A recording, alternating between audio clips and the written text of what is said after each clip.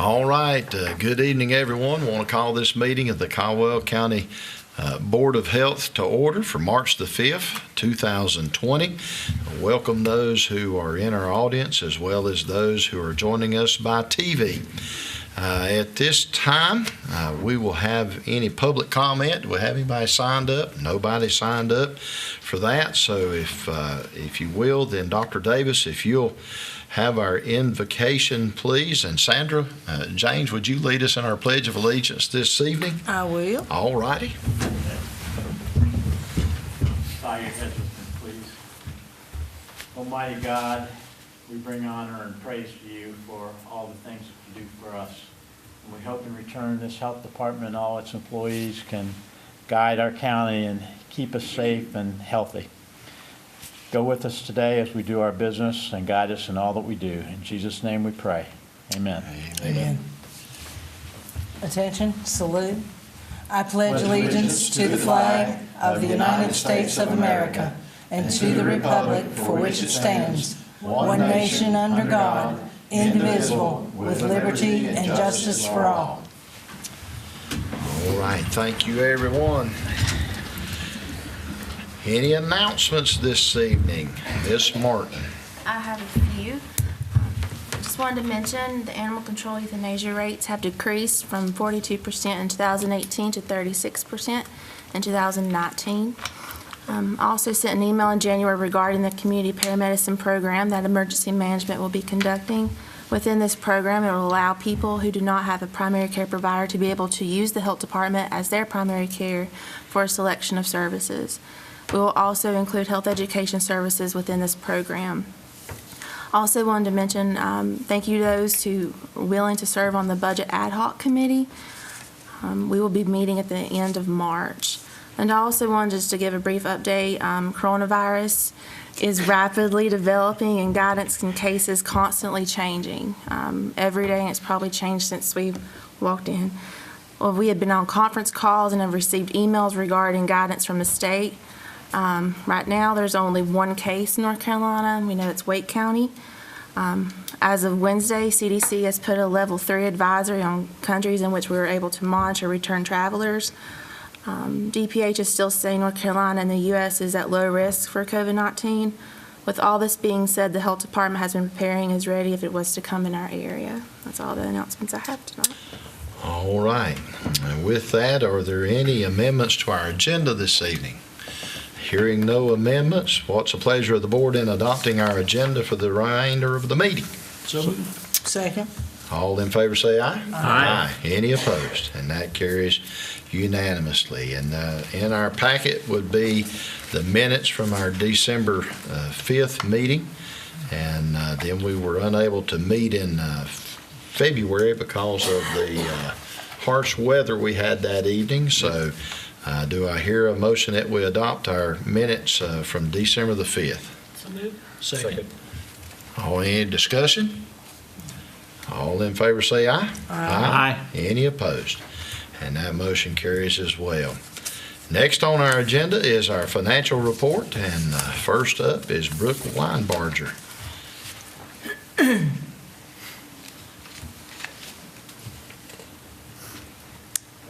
Okay, so the budget summary as of the month ending in January, 58% of the budget has elapsed so far. Under the expenditures, 53% has been expended, and under revenue, 53% has been received.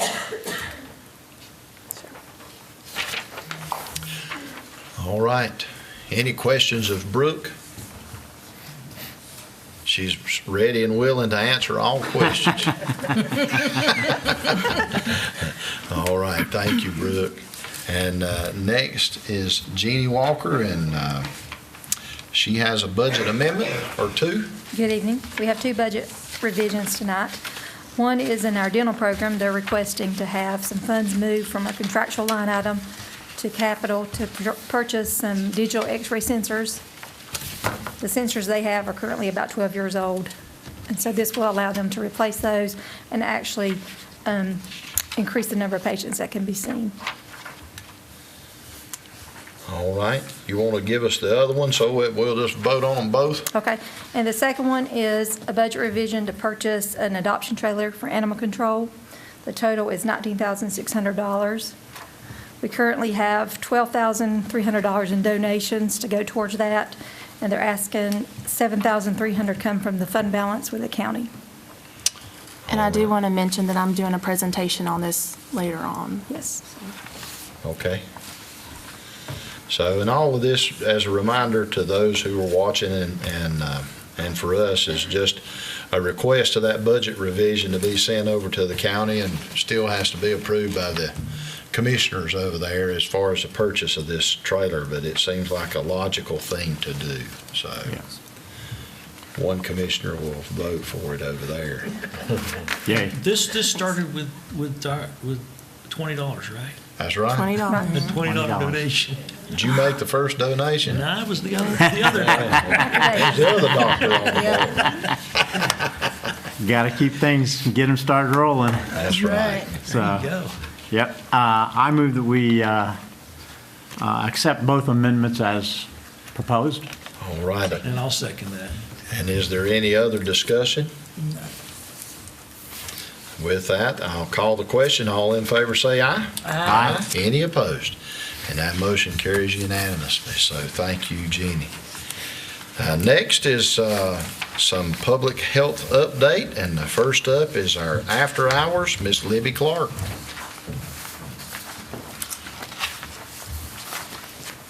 As you know, we have been doing a after-hours clinic on Tuesdays from 5, our last patient's at 7. Today is actually our 1-year anniversary of doing it. And we wanted to come and tell you kind of why we started it. There's lots of issues that came out of the community health assessment and our community engagement committee, different activities that they did that found out that preventative medicine was one of the issues that we wanted to focus on in the county. And we found through the research and stuff that transportation was a problem. People could get to the health department or to a doctor's appointment after hours that didn't have transportation during the day. Same with child care. They may have somebody to watch their child at night, but not during the day. Some things that we have discovered since we've been there is privacy is a big issue with people. They like coming and not having a whole lot of people in their business, so to speak. We've been doing child physicals and adult health physicals, and it could be that a child was going to be not dismissed or kicked out of school, but there's certain criteria that you have to make for physicals to be done within a certain amount of time, and maybe their regular doctor's office couldn't get to them in a certain amount of time, and we've done several physicals like that. We've had students come in from the college and high school students that, for whatever reason, God bless them, they don't want to miss school. And we want to applaud that, so we get them in on Tuesday nights. And a big thing that we have found since I've been working the after-hours clinic is a lot of the employers penalize people for being out. They give them points. And so many points or demerits, either you can get written up or dismissed. And I had one lady, her husband had open heart surgery in Baptist, and she had to work every day because she would lose her job if not, and with only one person working, she had to have it. She would leave work, go to Winston, stay the night, come back in the morning and go back to work. And she did that the entire time he was down there. And she told us that she came to the clinic, but there again, he wasn't working. She couldn't miss work.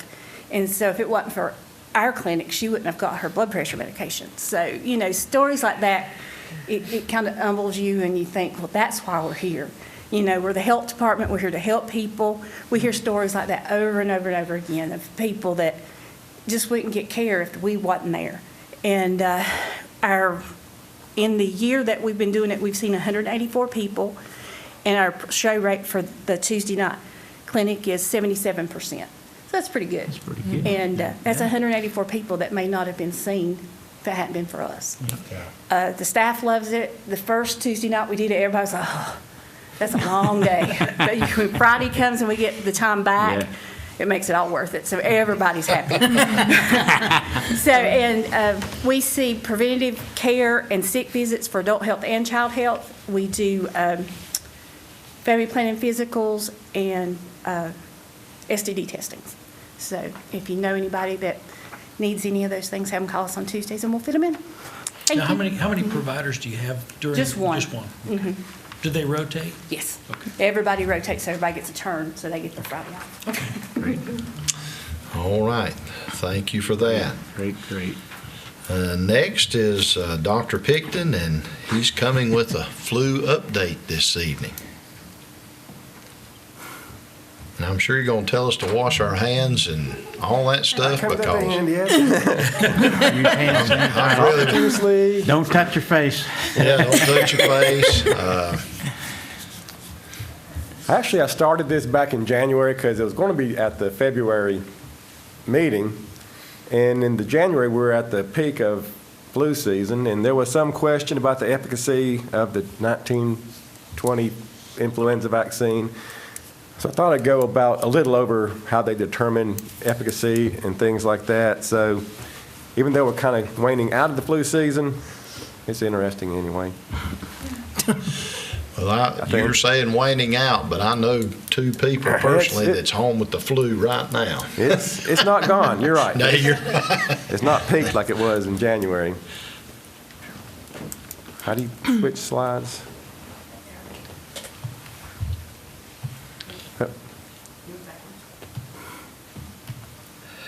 That was quick. Okay. Thank you.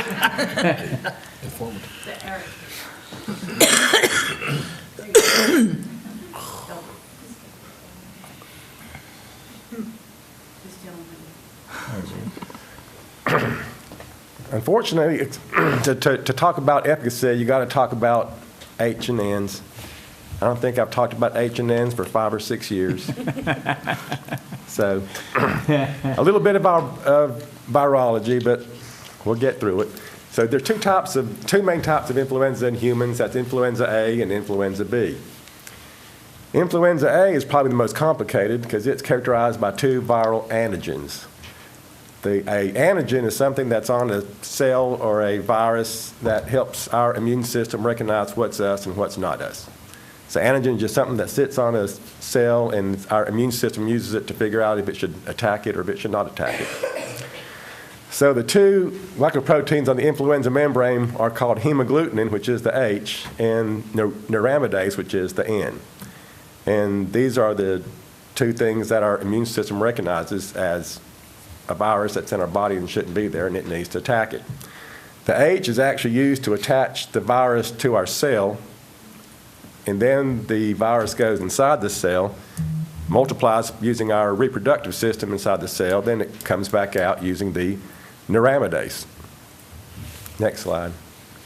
This is just a visual of the virus attaching to a cell with its hemagglutinin, going inside the cell, being replicated, and then going back outside the cell with the neuraminidase. So influenza A viruses are classified into subtypes with these two proteins, H and N's. There's actually 18 different H proteins, and only 3 of these are found in humans. Viruses are found in many other animals. Most people are familiar with bird flu, avian flu, pig flu, or swine flu. But human flu only uses 3 of the H's. That's H1, H2, and H3. And there's only 2 that are in circulation currently, and that's H1 and H3. And the same thing with there's 9 different neuramidases, but only 2 are found in human viral infections, and that's N1 and N2. And if you think about it, there'd be a lot of different combinations of these, but there's only 2 of these that are circulating currently in human infections, and that's the H1N1 and the H3N2. And these the hemagglutinin and the neuraminidase are changing constantly. And that's why influenza A is so difficult to treat, and we've got to get a new flu shot every year because these 2 antigens change constantly. And the amount that these antigens change kind of determines how good our immune system can recognize it. If it just changes a little bit, our immune system can recognize it somewhat and can help fight it off. If it changes a lot, then our immune system has no idea what it is and got to start all over again. B is totally different because it doesn't have N's and A's. And it's actually divided into different types by its lineage or by its history. And there's two main types. There's the Yamagata lineage and the Victoria. And for this reason, because there's no N's and A's in it, B changes much less frequency than A. And, but these can both be further divided into subtypes by their genetic characteristics. And I got a slide here, that's the next slide, but the main thing is to know is the H1N1, H3N2, and the B Victoria and the B Yamagata. So influenza A, what's the difference in influenza A and B? Influenza A actually causes most of the infections, probably because it changes constantly and our immune system doesn't recognize it as much. And B, we have a little more protection to it. So 75% of infections during the season tend to be A and 25% tend to be B. H3N2 seems to be the most pathogenic or most virulent of all these viruses, although they've done studies and all flus can be bad. I mean, there's not one, any flu can cause serious disease and even death. Next slide. Influenza B is more stable than influenza A and therefore does not cause pandemics. Influenza B is more common in children than adults, probably because adults have some underlying immunity to the Bs. And Bs, for some reason, tend to occur at the end of the flu season, and influenza tends to occur at the beginning. That I'm not really sure why, but that just tends to be historically. So what's in the vaccines? The trivalent vaccine has a H1N1, an H3N2, and a B Victoria, and the quadrivalent adds a B Yamagata. So they can actually look at the viruses that are circulating and compare it to the viruses that are in the vaccine, and this is a very complicated slide, but I kind of underlined the most important things. So they tested the H1N1 that's circulating. They didn't do a lot of them, I think like 74, and they were all, for the H1N1s, they were all antigenically similar to the vaccine. For the H3N2, they compared the antigens to the vaccine to the circulating viruses, and 34.1% were antigenically similar. And for the Bs, for B Victoria, 65.7% were antigenically similar, and for the B Yamagatas, 100% were antigenically similar. So in the average season, we're probably looking at 60% efficacy of the vaccines is probably the average. And this is not terribly maybe off from what an average efficacy of the vaccine would be. Just some statistics. Pediatric deaths this year, 187. It was 187 in 2017, 2018. 2019 was 143, and this year so far there's been 125. Of those, 87 have been Bs.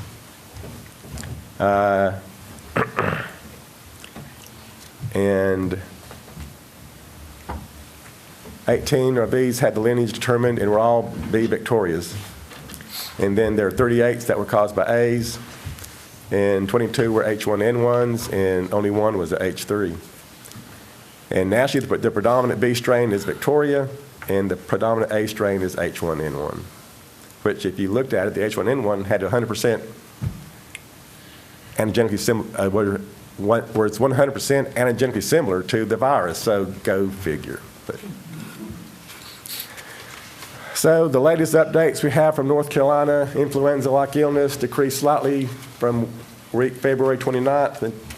It went from 4.83% down to 4.1%. However, it's still above baseline at 2.4% at this time of year. And they're still considering it widespread flu in North Carolina. 36 specimens submitted to the state public health lab. H1, well, 6 were for B, and I guess the other 6 were for H1N1. The hospital-based public health epidemiologist reported 859 positive influenza results out of 3,843, and 196 were B, and 521 were A, of which 142 were determined to be A1N1. Deaths in North Carolina, 11 last week, which a total of 127, and I just kind of put for the 16-17 season was 218. 17-18 was a bad year of 391, and then 18-19 was 208. And I just got a few on corona, too. You can go to the next one. Corona was a novel coronavirus started in December 2019 in Wuhan, China. I started this one in February 26th, and at that time there were 81,000 cases, of which most were in China and in more than 40 countries. At that point, there were 2,778 deaths, 56 outside mainland China, which actually SARS in 2003, I think there were 8,000 cases with 800 deaths, which was a 10% death rate, and MERS was 2,400 with about 800 deaths, which is a 33% death rate. So this is much lower death rate. Now, the time between exposure and symptoms is 2 to 14 days. You can go to the next slide. So just some definitions. Coronavirus, CoV, is a large family of viruses that cause illness ranging from the common cold to severe disease. Like I said, the Middle Eastern Respiratory Syndrome back in 2008 or 9. I think SARS, the first SARS was back in 2003. And everyone in this room has been exposed to coronavirus. We have all been exposed to the cold. The current virus is named Severe Acute Respiratory Syndrome Coronavirus 2, or is shortened to SARS-CoV-2. And the disease that it causes is called Coronavirus Disease 2019, or COVID-19, that everybody hears about now. And SARS-2 is actually somewhat related to SARS-1, and about 75 to 80% genetically identical. The fatality rate is thought to be around 2.2%, although it could be a little bit less because we don't know the exact rate of infection in the population. SARS was 10 and MERS was 35. And again, I was writing this, the first time I did this in February 26, there were 2,700 deaths. And the data out of China showed about an 80% death rate for those over 60 and 75% with pre-existing conditions. So it seems to target the elderly and the sick. And that was last week. Now there's 93,000 with 3,200 deaths. The U.S. has 160 in 17 states with 11 deaths. Community-acquired infection has been documented in Washington and California. And basically that just means that they could not identify a contact source outside of the community. Currently, there's no medications or vaccines. Treatment consists of supportive. Symptoms include fever, cough, shortness of breath within 2 to 4 days of exposure. 80% of infected individuals have minimal to mild symptoms. And severe illness tends to occur in the elderly and chronic disease. Just a brief on testing. In the U.S., testing is currently limited to those that have illness, known exposure, or from areas with either have illness with known exposure or areas from high transmission. They recently did add that if you had a significant respiratory illness and could not identify another pathogen, you could be tested. The limited testing has made it somewhat difficult to estimate the extent of the disease in the community. The new guidance from the CDC, which was announced on Wednesday by Vice President Mike Pence, that any American with a doctor's order could get tested. But the problem is there's just no test kits available at this time for testing. So here it goes. As with all viral illnesses, prevention is the best treatment. Avoid close contact with people who are sick. Avoid touching your eyes, nose, or mouth. Stay home. If you are sick, cover your cough. Clean with disinfectant frequently. And wash your hands with soap and water often for at least 20 seconds. Just briefly on face masks, the CDC recommends the CDC recommendation for face masks. The CDC does not recommend people who are well wear a face mask to protect themselves from respiratory disease, including COVID-19. Face masks should only be used by people who show symptoms of COVID-19 to help prevent the spread of the disease to others. The use of face masks is also crucial for healthcare workers and people who are taking care of someone who is sick in a closed setting. The health department and COVID-19, as any communicable disease, local health department assesses, monitors, and assists all individuals deemed to be at risk for the infection, usually identified by Customs and Border Protection, and notifies the North Carolina Department of Health and Human Services, and then notifies the CDC, this Caldwell County Health Department. We do meet regularly to review the current situation, review the latest state and federal guidance. We establish procedures and protocols for managing the outbreak, review inventory for PPE, supplies, and other necessary equipment, and coordinate with local medical partners and resources. And that's it. All right. Well, we appreciate your willingness to explain all of that to us. And I learned some things there, so I hope everybody So else the did. H's and N's aren't that bad. In the end, wash your hands. Wash your hands, that's right. Next, we have Mr. Chad Barr, hepatitis A update.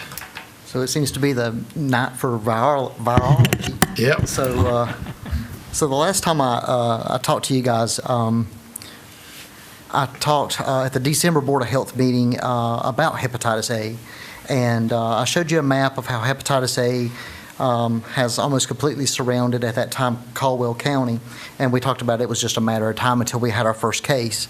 And I should have knocked on some wood or something, because the next day, we identified our first case of hepatitis A in Caldwell County. Since 2019, we've identified and investigated 11 cases of hepatitis A within our county. Of these, 8 were male and 3 were female, and the median age of those infected is 38. 85% of those that have been identified with hepatitis A within Caldwell County report IV and non-IV drug use. And the common link that we found between most of these cases is amphetamine use within our county. 3 of these individuals were co-infected and tested positive for hepatitis A, B, and C. And the individuals, again, who are at most risk is identified as individuals who use injection and non-injection drugs, individuals who are homeless, and men who have sex with men. Now, upon identification of these first cases, we immediately reached out to our partners at the North Carolina Communicable Disease Branch for guidance. And we've met as a team on multiple occasions to discuss how we can better protect our community from hepatitis A. According to the CDC, 1 single dose of hepatitis A vaccine has been shown to control and even eliminate an outbreak of hepatitis A within a community. So in an effort to end this outbreak, or this increase in cases in our county, we've partnered with North Carolina Department of Health and Human Services, along with a number of other partners, to provide hepatitis A vaccines at no charge to individuals if they fall into one of those high-risk categories I just mentioned. Also, if an individual has chronic liver disease, in other words, cirrhosis, hepatitis B, or hepatitis C, they also meet that criteria to receive a vaccine at no charge to them. We have developed education material. 3 banners have been purchased. Off-site vaccination clinics have been conducted at Leo's Place, Bethel Colony of Mercy, the Caldwell House, and we've been twice to the Lenore Soup Kitchen to provide hepatitis A vaccines. At these locations, over 100 vaccines have been administered to these high-risk individuals within Caldwell County. The Health Department has also partnered with the Sheriff's Office to vaccinate deputies and staff of 63 employees at the Sheriff's Office have been vaccinated against hepatitis A. This means that just under 300 individuals have had direct face-to-face education regarding hepatitis A. And we continue to seek the public's help to spread awareness about hepatitis A. Because it is a transmission through the fecal-oral route, we feel it is necessary to protect our food workers within our county in order to protect our public. So one of the things we're planning right now, we've scheduled a hepatitis A clinic for March 24th for our food workers within Caldwell County, and you'll be hearing more about that, seeing some advertising about that centered around this effort in the next few weeks. Of course, this vaccine clinic will be offered to others, but we're really focusing on our food workers within our county. So at this time, that'll complete my update. Do you have any questions? What's our cost per vaccine? I don't know. Yeah, close to 75. I did want to mention, I had Dina with EM reach out as well. So something else that we're going to do is first responders with EMS and fire department. So that's next. We just kind of got wrapped up in others, yeah. Thank you. All right, thank you, Chad. Next is immunizations update, Ms. Jeannie Walker. Good evening again. Good evening. Each year, we have an annual immunization assessment from the state, and they look at, Leslie, who's here tonight, who's our immunization coordinator, but each year she monitors a group of children who are going to be 2 by October 1st. So these children would have turned 2 October 1st of 2019.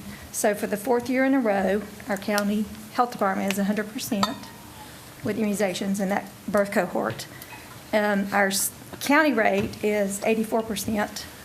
And we're well above the state and the state average and the state health department average. The state health department average is 83% and the state average is 73%. So kudos to Leslie. All right.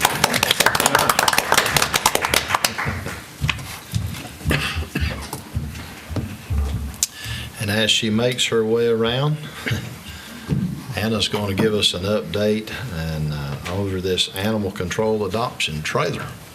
Good evening, all. If you remember in December, I brought to you an idea about having an adoption trailer animal control, and we voted on how we could fundraise for the adoption trailer. Animal control has done a fantastic job with that. I just wanted to bring it to your attention tonight to maybe move forward with this request and take the monies needed to the county commissioners. I just wanted to show you a few pictures and go over a little bit more detail of what we're looking at. So this is just an idea of the trailer. This is not the trailer, these pictures, but this is what it would look like, an idea of it. This one has the layout of the screen, the adoptions, the dogs, cats in the crates, I guess you would say.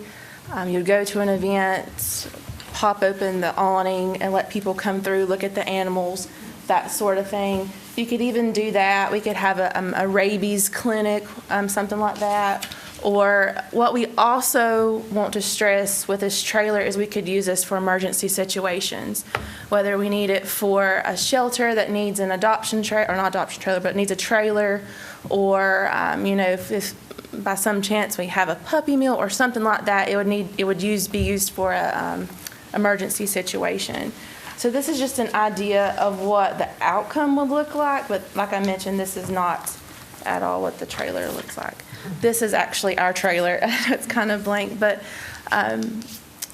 what happened with this is, and if Pam wants to come up and talk to you, she may. She went to a conference a few weeks ago, and she ran into the vendor who makes these trailers, and it was brought to her attention that this is actually a used trailer. However, it was only done, 2 years ago. 2 years ago. It's only 2 years old. However, they're giving it to us basically half the price. It's a smaller trailer, but we both went to look, and Tracy as well went to look at it, and it's just what we need, really. This is what the inside looks like on the left. You can walk in there. There's is that like a little hand washing? That's a sink, Okay. a hand washing station. Underneath the sink is a generator. It has a generator that we can use. It's a gas generator that can be used because it's heated and aired.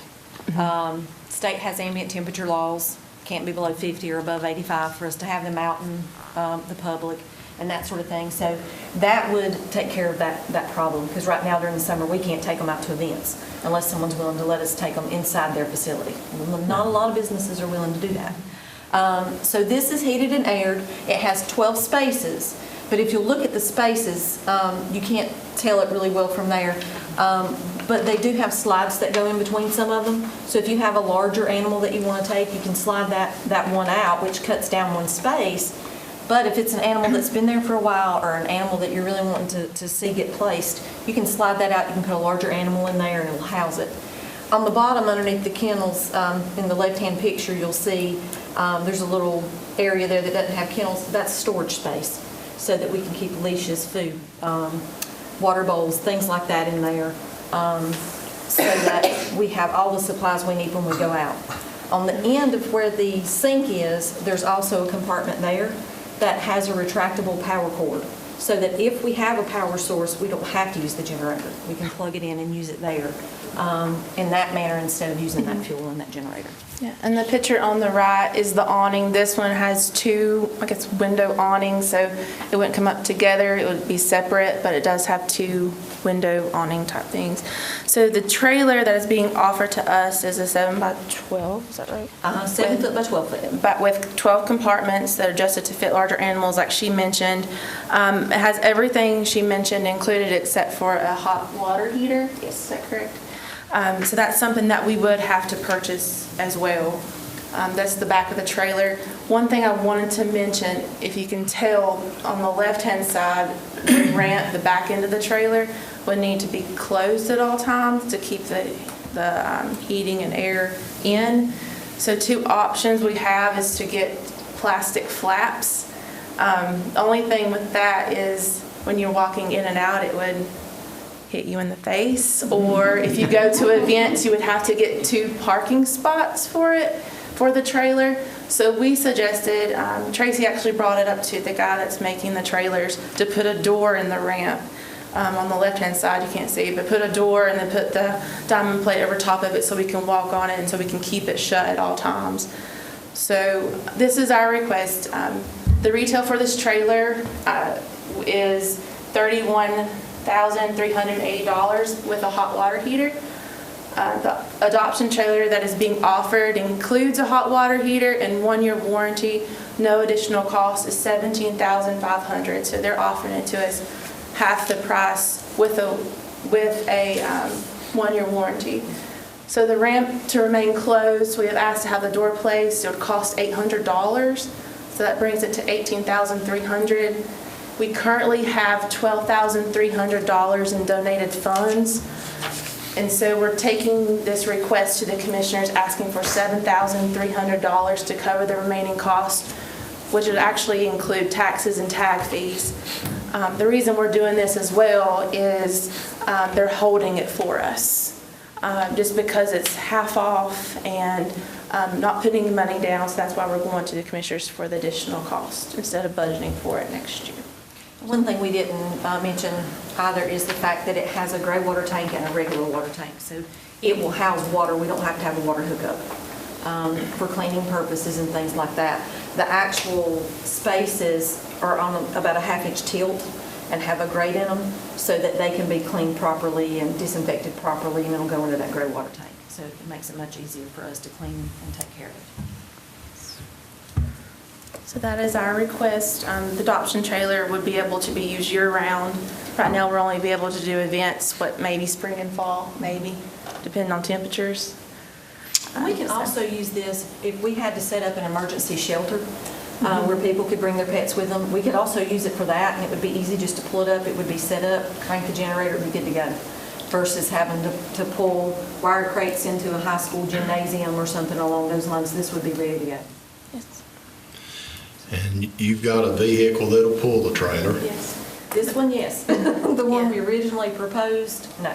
Yeah, it would be able to pull it. It just may wear out faster. But this trailer, since it is smaller, we wouldn't have an issue with it. So. Okay. Thank you. I will say this, it needs to be said that just because we purchase a trailer, we're not going to quit taking donations, so. That was one thing we wanted to stress was we know that we're asking for it before we have all the funds, and we wanted to stress the fact that we will definitely continue to fundraise to replenish those funds as much as we possibly can, as quickly as we can.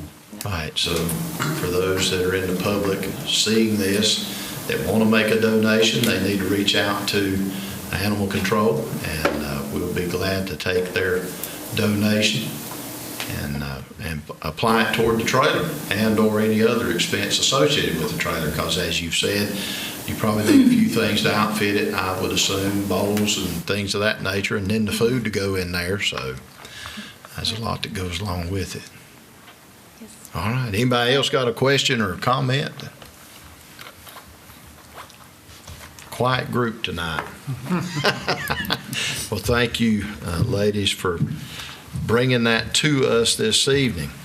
And that brings us then to our oath of office for two folks that are here this evening willing to go on our Dangerous Dog Appeal Board, Miss Lori Franklin and Chad Barr. And I notice that we have to, I assume, make action to put them on this board. So do I hear a motion that we appoint Miss Lori Franklin and Chad Barr to the Dangerous Dog Appeal Board? So moved. Second. And a second. Any other comment or discussion? All in favor say aye. Aye. And at this time, if you folks will come up, the Honorable Wayne Rash is here. He's taking off his Board of Health Vice Chair hat, and he's putting on his Register of Deeds hat, and will administer the oath of office this evening to these folks. If one of y'all will hold the Bible, if you place your right hands, left hand's on the Bible, and then right hand's up. Yes, there you go.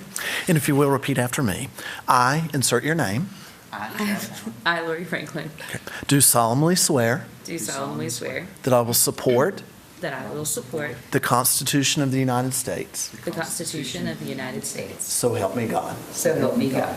I, insert your name, I, Lori Franklin, do further solemnly do further solemnly and sincerely swear and sincerely swear that I will be faithful that I will be faithful and bear true allegiance and bear true allegiance to the state of North Carolina to the state of North Carolina and to the constitutional powers and to the constitutional powers and authorities and authorities which are or may be established which are or may be established for the government thereof, for the government thereof, that I will endeavor that I will endeavor to support, maintain, and defend to support, maintain, and defend the Constitution of said state, the Constitution of said state, not inconsistent with not inconsistent with the Constitution of the United States, the Constitution of the United States, to the best of my knowledge to the best of my knowledge and ability. and ability. So help me God. So help me God. I state your name. I, Lori Franklin, Do further swear do further swear that I will well that I will well and truly execute and truly execute the duties of the office the duties of the office as a member as a member of the Dangerous Dog Appeal Board of the Dangerous Dog Appeal Board according to law. according to law. So help me God. So help me God. Congratulations. Congratulations.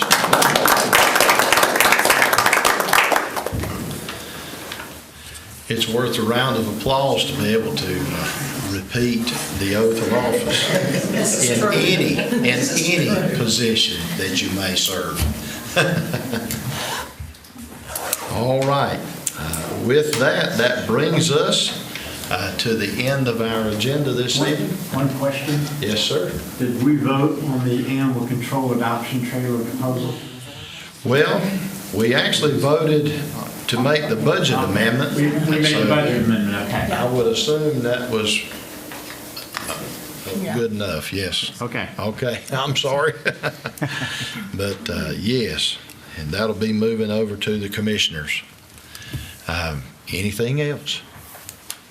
With that, I'll entertain a motion that we adjourn this evening.